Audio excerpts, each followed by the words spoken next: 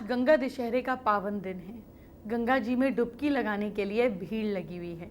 अगर आप गंगा में जाकर डुबकी लगा सकते हैं तो आज ज़रूर लगा लें, नहीं तो गंगा जल से नहा लें। लेकिन अगर ऐसा नहीं कर सकते तो भी परेशान होने की ज़रूरत नहीं है। आपको ये शो देखना ही है और वो पूजा, वो उपाय करने हैं जो मैं बताने जा रही हूँ। आज मैं आपको गंगा दशहरे वाले दिन माँ गंगा की पूजन विधि बताऊंगी। आपको कौन से मंत्र का जाप करना है वो भी जानेंगे। आप गंगा दशहरा शुभ से मनाएंगे और कष्ट भी मिटेंगे। आज आपको सपने में माँ गंगा के किस स्वरूप को देखने का क्या राज है ये बताऊंगी। आपके साथ शुभ होगा, अशुभ क्या होने वाला है वो भी जानेंगे। और आपको माँ गंगा के उपाय भी बताऊंगी जो आपका बहुत फायदा करेंगे। और तो और आपके घर के झगड़े समाप्त कराने वाले अचूक उपाय भी बताऊंगी। इन्हें करने से आपके घर में सुख और शांति आएगी। शो की शुरुआत करते हैं आज के पहले महा उपाय से। क्या भविष्य को लेकर आप हमेशा डरे रहते हैं? हनुमान चालीसा का पाठ करें और उनसे अपनी परेशानियों को दूर करने की प्रार्थना भी करें। शनि भगवान को प्रसन्न करने के लिए आप उन्हें शनिवार को तेल अर्पित करें और अपने कल्याण की कामना करें। जब भी आपको मौका मिले अपनी पहनी हुई चप्पल की जोड़ी किसी भी गरीब या ज़रूरतमंद को जो नंगे पैर हो उसे दान करें। आज मैं आपको गंगा दशहरे पर सभी ज़रूरी जानकारियां दूंगी, लेकिन सबसे पहले गंगा पूजन का शुभ मुहूर्त और वो उपाय जानिए जिन्हें करने से आपका आज शुभ ज़रूर होगा। गंगा दशहरे की दशमी अभी चल रही है। आज शाम 6:27 तक चलेगी। इसी बीच आपको उपाय और पूजा भी करनी है जो मैं आपको बताऊंगी। सबसे पहले उपाय जानिए। गंगा नदी में स्नान करने से 10 पापों का अंत होता है और मुक्ति मिलती है। आज के दिन दान पुण्य का विशेष महत्व है। इस दिन दान में सत्तू, मटका और हाथ का पंखा दान करने से दोगुना फल मिलता है। आज के दिन सभी को गंगा स्तोत्र का पाठ करना चाहिए। गंगा दशहरे के दिन 10 का अंक शुभ माना जाता है। 10 दीपक जलाएं, 10 चीज़ों का दान करें, किसी ज़रूरतमंद को कीजिएगा। आज ही के दिन गंगा जल को घर में छिड़कने से हर तरह से वास्तु दोषों से छुटकारा मिल सकता है। गंगा, शिव, ब्रह्मा, सूर्य देवता, भागीरथ और हिमालय की छोटी छोटी मूर्ति बनाएं। दूध, बताशा, जल, रौली, नारियल, धूप दीप से पूजन करने का दान करें। इसका विशेष फल प्राप्त होता है। आज ही के दिन गंगा स्नान, अन्न वस्त्र का दान, जप, तप, उपासना और उपवास किया जाता है। इससे 10 प्रकार के पापों से छुटकारा मिलता है। आपके लिए जानना बेहद ज़रूरी है कि गंगा दशहरा आखिर होता क्या है और गंगा जी के धरती पर आने की कथा क्या है। अब आपको ये मालूम होगा कि आपने अपने बच्चों को क्या बताना है, तभी तो उनमें संस्कार आएंगे ना। एक बार महाराज सगर ने बहुत बड़ा यज्ञ किया। उस यज्ञ की रक्षा का भार उन्होंने अपने पोते अंशुमान को दिया। इंद्र ने सगर के घोड़े का अपहरण कर लिया। ये यज्ञ के लिए रुकावट थी। अंशुमन ने सगर के 7000 पुत्र लेकर घोड़ा खोजना शुरू किया। सारा भूमंडल खोज लिया पर वो घोड़ा, वो अश्व नहीं मिला। फिर अश्व को पाताल लोक में खोजने के लिए पृथ्वी को खोदा गया। खुदाई पर उन्होंने देखा कि साक्षात भगवान ऋषि कपिल के रूप में तपस्या कर रहे हैं। उन्हीं के पास महाराज सगर का घोड़ा घास चर रहा था। महर्षि कपिल की समाधि जो है वो टूट गई। जैसे ही महर्षि की समाधि टूट गई 60,000 मारे गए। इन मृत लोगों के उद्धार के लिए महाराज दिलीप के पुत्र भागीरथ ने कठोर तप किया। भागीरथ के तप से प्रसन्न होकर ब्रह्मा जी ने उनसे वर मांगने को कहा तो भागीरथ ने गंगा को मांग की। इस पर ब्रह्मा ने भागीरथ से कहा कि तुम गंगा को धरती पर लाना चाहते हो, लेकिन क्या धरती गंगा का वेग संभाल पाएगी? ब्रह्मा बोले कि गंगा का वेग को संभालने के लिए शक्ति केवल भगवान शंकर में है। इसीलिए गंगा का भार और वेग संभालने के लिए भगवान शिव से अनुरोध किया जाए। महाराज भागीरथ ने वैसे ही किया। उनकी कठोर तपस्या से प्रसन्न होकर ब्रह्मा जी ने गंगा की धार को अपने कुमंडल से छोड़ा। तब भगवान शिव ने गंगा की धार को अपनी जटाओं में समेटकर जटाएं बांध ली। इसका परिणाम ये हुआ कि गंगा को जटाओं से बाहर निकालने का रास्ता नहीं मिला। अब महाराज भागीरथ को और भी अधिक चिंता हुई। उन्होंने एक बार फिर भगवान शिव की आराधना में घोर तप शुरू किया। तब कहीं भगवान शिव ने गंगा की धार को मुक्त करने का वरदान दिया। अब इस तरह शिवजी की जटाओं से छूटकर गंगा जी हिमालय की घाटियों से होती हुई मैदान की ओर मुड़ी। इसी तरह भागीरथ पृथ्वी पर अमर हो गए।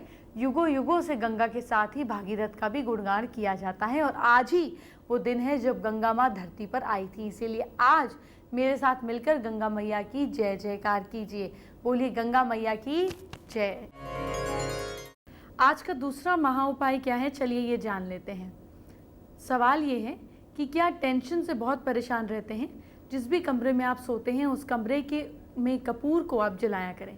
इस उपाय को करने से आपके मन का डर दूर होगा और आपके मन को और माइंड को शांति मिलेगी। कपूर जलाने का और भी फ़ायदा है। इसके लिए आपको जो बहुत अंदर पुराने बिलीफ सिस्टम्स हैं वो भी दूर होते हैं।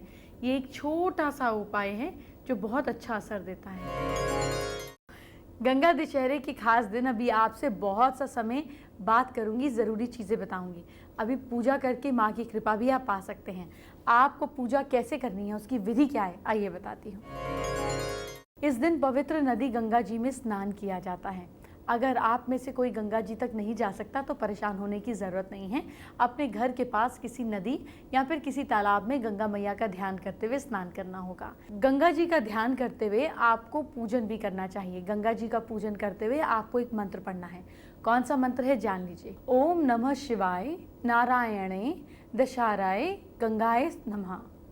इस मंत्र के बाद ओम नमो भगवते ऐं ह्रीं श्रीं हिली हिली मिली मिली गंगे माँ पावय पावय स्वाहा मंत्र का जाप 5 फूल को साइड में करते हुए अर्पित करते हुए करें। प्लीज़ गंगा को गंदा ना करें। गंगा माँ को धरती पर लाने के लिए भागीरथ का नाम से मंत्र का पूजन करना चाहिए। इसके साथ ही गंगा के उत्पत्ति स्थान गौमुख को भी याद करना चाहिए। गंगा जी की पूजा में सभी 10 चीज़ें सब तरीके से होनी चाहिए, जैसे 10 प्रकार के फल, 10 गंध, 10 दीपक, 10 प्रकार की मिठाइयाँ, 10 पान के पत्ते, 10 प्रकार के फल होने चाहिए। अगर कोई भी पूजन के बाद दान करना चाहता है तब वो 10 चीज़ों का करे तो अच्छा होगा, लेकिन जौ और तिल का दान 16 मुट्ठी का होना चाहिए। दक्षिणा भी 10 ज़रूरतमंदों की करनी चाहिए। जब गंगा नदी में स्नान करने जाएं तब 10 बार डुबकी ज़रूर लगानी चाहिए, क्योंकि दशमी है, दशहरा है, इसीलिए हर काम 10 करने होंगे। अब मैं आपको भी ज़रूर बताना चाहूँगी कि डुबकी लगाकर और 10 चीज़ों का दान करके आपको क्या लाभ मिलेगा, वो भी जान लीजिए। देखिए, ज्येष्ठ शुक्ल दशमी के दिन गंगा स्नान करने से 10 प्रकार के पापों का नाश होता है। इन 10 पापों में 3 पाप हैं काम वाले, 4 पाप हैं बोलने वाले, 3 पाप हैं सोचने वाले। इन सब से मुक्ति मिल जाती है। अब वो गंगा मंत्र जान लीजिए जिसका आपको जाप करना है। गंगा मंत्र है ओम नमो भगवती हिली हिली मिली मिली गंगे माँ पावय पावय स्वाहा। अब जरा आज के तीसरे महा उपाय की बात कर लेते हैं। सवाल क्या है, ध्यान से सुनिए।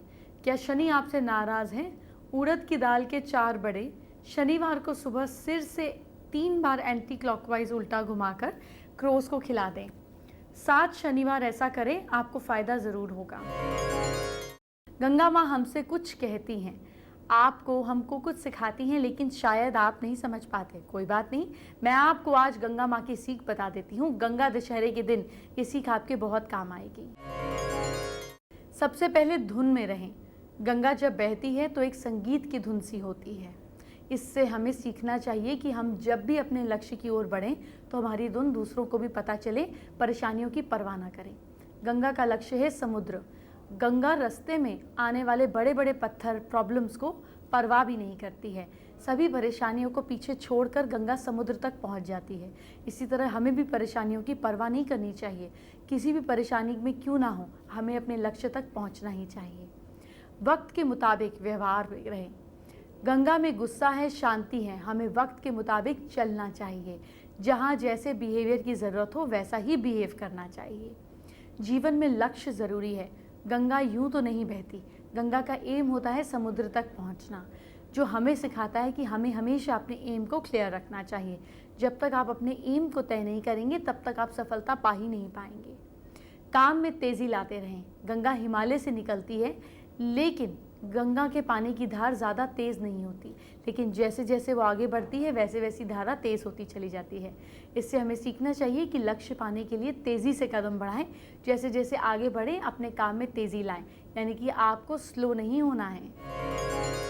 किसी को अच्छा सपना आता है तो किसी को बुरा सपना आता है, लेकिन कौन सा सपना अच्छा होगा कौन सा बुरा ये सबको पता नहीं होता। आज आपको गंगा से जुड़े सपनों के बारे में बताती हूँ।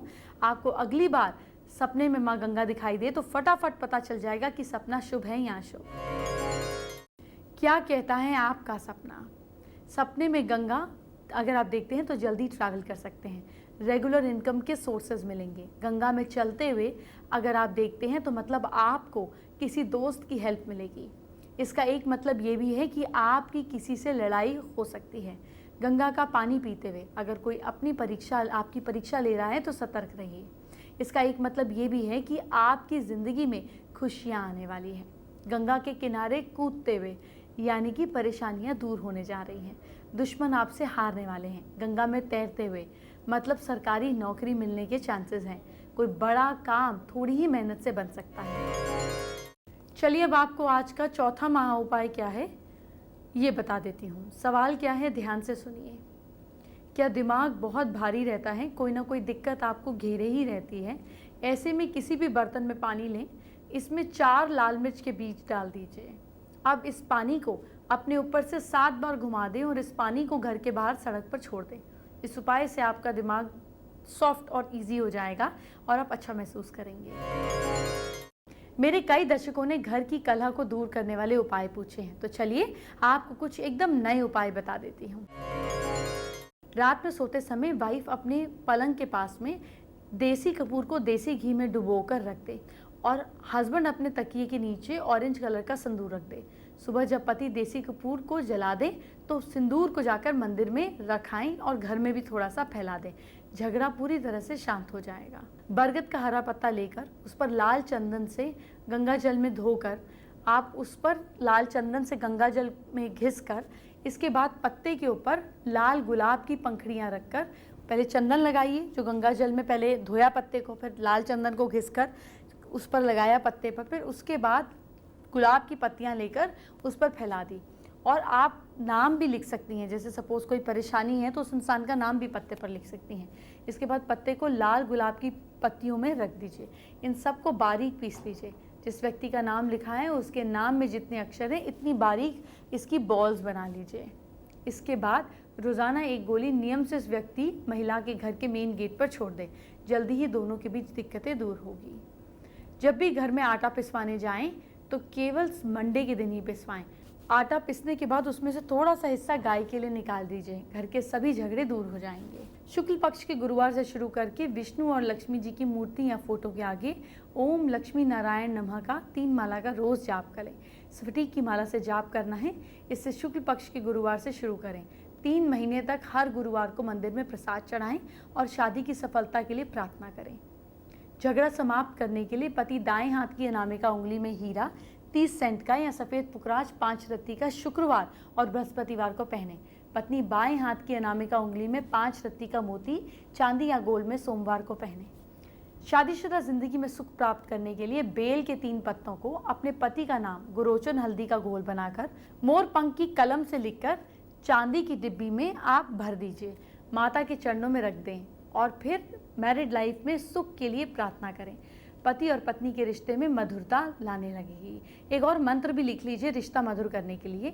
विदेही देवी कल्याणम विदेही परमाम श्रियाम रूपम देही जयम देही यशो देही दिशो जही। नवरात्र नवमी के दिन स्वेतार्क यानी कि सफ़ेद मदार का पौधा लाकर घर में लगाएं। दिवाली के दिन पौधे की पूजा करें। सफ़ेद मदार के पौधे की पूजा से आपको ज़रूर लाभ होगा। पति पत्नी के बीच प्यार बढ़ेगा। अगर आपको डर हो तो कहीं भी आपका प्रेमी बीच रास्ते में छोड़कर चला ना जाए तो इसके लिए ये उपाय करें। नारियल धतूरे के बीच कपूर को पीसकर इसमें शहद मिला लें। हर रोज़ इसी लेप से लेकर तिलक करें। आपको छोड़कर कोई कहीं नहीं जाएगा। पिछले कुछ समय से पति की अगर इंटरेस्ट वाइफ में कम हो रहा है तो आप दोनों उपाय साथ करें। भोजन भी साथ करें और भोजन के समय चुपके से पति अपने पति को खाने में अपनी थाली से थोड़ा सा भोजन रख दें। ऐसा करने से हस्बैंड का अट्रैक्शन वाइफ के प्रति फिर से हो जाता है। आइए बात करते हैं आज की स्पेशल एस्ट्रो टिप का। आज के दिन अपने घर के नॉर्थ ईस्ट में थोड़ी देर गंगा जल रखकर सब तरफ छिड़कने से बहुत सारी नेगेटिविटी निकल जाएगी। घर की दीवारों पर, फर्श पर, खास तौर पे कोनों में गंगा जल ज़रूर छिड़कें और पैसे रखने वाली जगह पे भी ज़रूर छिड़कें। फेसबुक पर विकास आलोक ने अपनी प्रॉब्लम हमारे साथ शेयर की है। बहुत समय से जॉब नहीं लग रही है, उपाय जानना चाहते हैं। विकास, राइट हैंड में 9 बार घुमा के पीला धागा पहन लीजिए और कॉपर का स्क्वायर अपनी जेब में रखिए और जाइए इंटरव्यू देने, कोई ना कोई रास्ता ज़रूर खुलेगा। एंटरटेनमेंट की बात बाद में, आपके कल को अच्छा करते हैं। क्या करें अपनी राशि के हिसाब से जानिए। सबसे पहले मेष राशि की बात। मेष राशि के लोग लाल मिर्च का दान करें। लक साथ दे रहा है आपका कल के दिन 61%। वृश्चिक राशि के लोग, कल के दिन आप चींटियों को आटा ज़रूर दें। किस्मत साथ दे रही है आपका 68%। मिथुन राशि वाले लोग, कल आप मंदिर में केले का दान करें। लक साथ दे रहा है आपका कल के दिन 70%।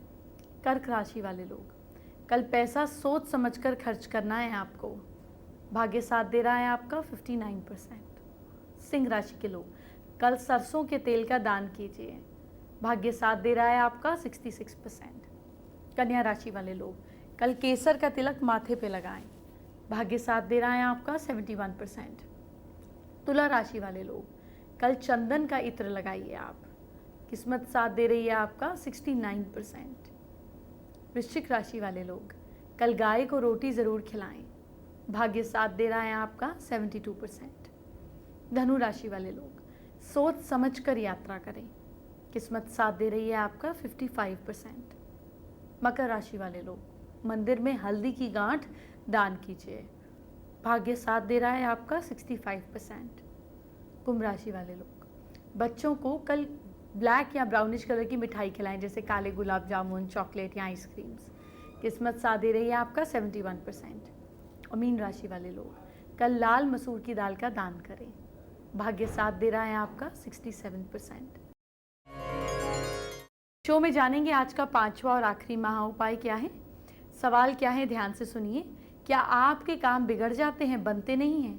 ऐसे में घर की दहलीज के बाहर कुछ काली मिर्च के दाने बिखेर दें और इस पर से पैर रखकर निकल जाएं और फिर पीछे पलट कर ना देखें। आपके बिगड़े काम बनने लगेंगे।